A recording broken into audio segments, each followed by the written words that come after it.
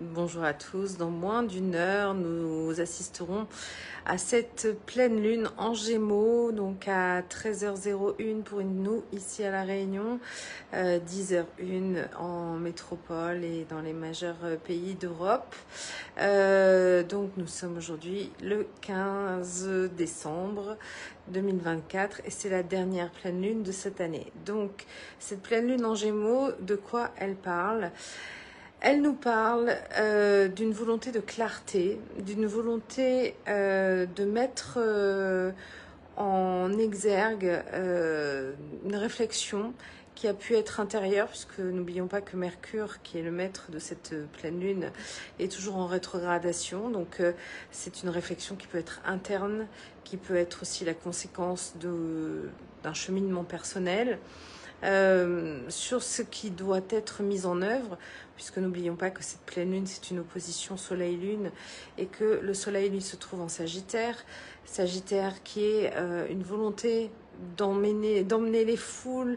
Le Sagittaire a la volonté aussi de relier la terre et le ciel, puisque c'est un être mi-cheval, mi-centaure, donc à moitié dieu, à moitié animal, en tout cas animé par un instinct primaire et sauvage, entre guillemets. Donc il y a une volonté dans cette pleine lune de raccorder notre être qui est à la fois donc cosmotellurique dans ce Sagittaire, cette volonté aussi d'être dans un élan qui est bénéfique, joyeux, puisque le Sagittaire est relié aussi à Jupiter, donc il y a une volonté de joie, une volonté d'aller de l'avant, une volonté aussi d'aller vers quelque chose qui nous relie à une spiritualité, ou tout au moins quelque chose qui a un sens pour l'humanité, puisque vraiment c'est ça l'objectif du Sagittaire, hein, c'est toujours d'aller de l'avant pour faire évoluer la communauté.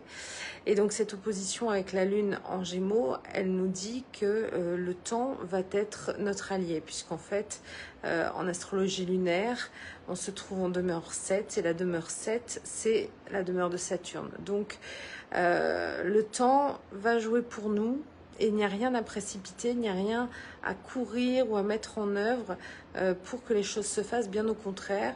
Là, il y a quelque chose à poser, à réfléchir, on est toujours dans le Gémeaux.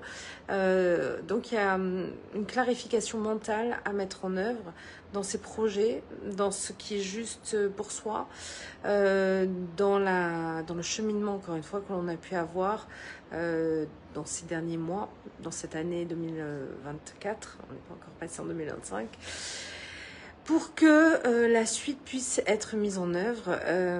Cette pleine lune est en trigone avec la lune noire corrigée. Et la lune noire corrigée, c'est l'appel de ce qui veut être mis en œuvre et que l'on n'a toujours pas pu mettre en œuvre. Alors, soit parce que ça n'a pas encore eu l'occasion de se présenter, mais c'est vraiment une transcendance du karma, en fait. Hein. La lune noire corrigée, c'est dans cette volonté-là. Donc, il y a cette idée que nous avons le potentiel de transformer quelque chose karmiquement en nous, autant à titre individuel que sociétal. Et puis, on a un carré à Neptune. Et ce carré à Neptune, lui, il faut savoir que Neptune est chez lui, il est à domicile en Poisson. Donc, on est vraiment dans cette reliance à l'invisible, à tout ce qui est cosmique, universel, etc. Mais Neptune aussi, parfois, instille le flou, en fait. Et pour le coup, c'est pour ça que je pense qu'elle est en carré avec Neptune, c'est dans cette volonté, au contraire, d'arrêter de vivre dans le flou ou de ne plus ou d'espérer peut-être que des choses se règlent par elles-mêmes. Là, il y a vraiment une histoire de réflexion qui nous est proposée, si j'allais dire presque imposée, tout au moins en tout cas proposée, pour aller faire ce point intérieur sur où est-ce que nous en sommes intérieurement, dans notre cheminement, dans ce que l'on a envie de proposer au monde, toujours pareil, et dans ce qu'il y a aussi en ce moment qui demande une clarification. Voilà. Sans action, puisque comme je l'ai dit, pour l'instant, le temps de l'action n'est pas forcément tout propice à cela, puisque le temps va nous proposer ça. Et c'est pas pour l'instant, et c'est pas à l'instant T. Donc il y a plutôt un moment là qui est de réflexion, de poser les choses à l'intérieur de soi, et d'ailleurs de ne pas aussi paniquer par rapport à des situations quelles qu'elles soient, parce qu'on a toujours cette opposition Mars-Pluton qui secoue toujours pas mal de monde, en tout cas qui a une intensification qui revient à nouveau, puisque la rétrogradation de Mars va repositionner Mars par rapport à Pluton, et donc on va revivre le moment de l'opposition exacte prochainement, début 2025. Donc il faut se repréparer à ce qu'il y ait des moments de tension pour aussi mettre en œuvre des actions. Mais encore une fois, comme je l'ai dit, c'est pas l'instant T, c'est pas pour l'instant en tout cas. Donc, on aura plus d'informations avec la dernière nouvelle lune qui va se produire le 31 décembre. Dernière lune et une lune très spéciale, puisque ce sera la 13e nouvelle lune de l'année, donc à cheval. Dans cette transmission de 2024 à 2025, elle portera le germe justement de tout ce qui doit se manifester par la suite. Donc cette 13e lune a une essence très particulière qu'elle va instiller justement sur l'année prochaine. Mais en tout cas, voilà, nous avons pour l'instant des réflexions, des choses à poser pour un meilleur avenir et un meilleur devenir. Donc c'est pas pour le coup une nouvelle lune, une pleine lune pardon, qui est